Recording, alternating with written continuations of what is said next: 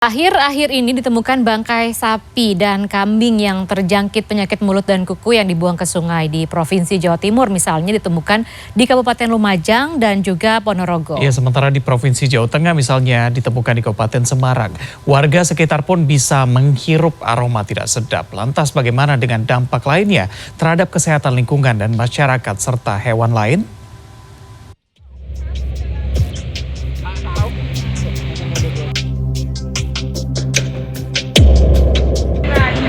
Bangkai hewan yang dibuang ke sungai menyebabkan sumbatan sehingga air tidak bisa mengalir dengan lancar.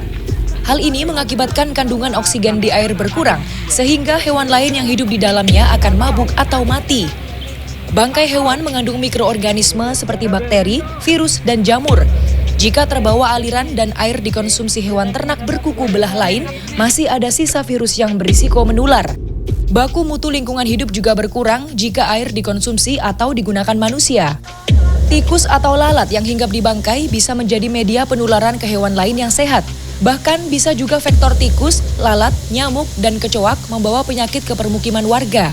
Lalat itu mungkin dia membawa kuman salmonella yang ada di bangkai tersebut, atau tikus membawa kuman lagi yang lain di situ, misalnya leptospira atau apa. Mungkin sapinya tidak hanya menderita satu penyakit itu saja, mungkin penyakit-penyakit yang lainnya seperti itu. Para peternak harusnya mengubur bangkai hewan di kedalaman sekitar 1 meter atau yang tidak bisa dikeruk hewan lain. Cara lain yang juga bisa dilakukan adalah menyiram dengan disinfektan. Hal ini pun berlaku bagi limbah jeroan atau bagian tubuh hewan lainnya. Kita bisa menyiram dengan desinfektan ya. Bisa pakai kapur yang ini biasanya bukan kapur barus ya, kapur ini, atau mungkin deterjen atau mungkin desinfektan lain yang bisa mematikan itu ya. Termasuk mungkin daging-daging yang sudah tidak kita perlukan itu bisa kita buang seperti itu ya, terus kita tanam atau kita kubur itu supaya kita tidak membahayakan ini. Bangkai hewan termasuk limbah bahan berbahaya dan beracun atau B3 yang mengandung kuman penyakit. Tindakan membuang bangkai hewan ke sungai melanggar Undang-Undang Nomor 32 Tahun 2009 tentang Perlindungan dan Pengelolaan Lingkungan Hidup.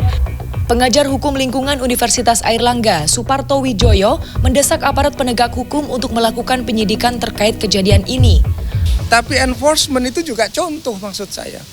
Paling tidak enforcement ini meskipun tidak sampai di pengadilan, ada satu proses penyidikan komprehensif tadi, dan itu pembelajaran bahwa membuang bangkai itu sama dengan seperti membuang limbah ke media lingkungan yang mengancam kesehatan publik, dan mengancam kesehatan itu bagian dari pelanggaran hukum.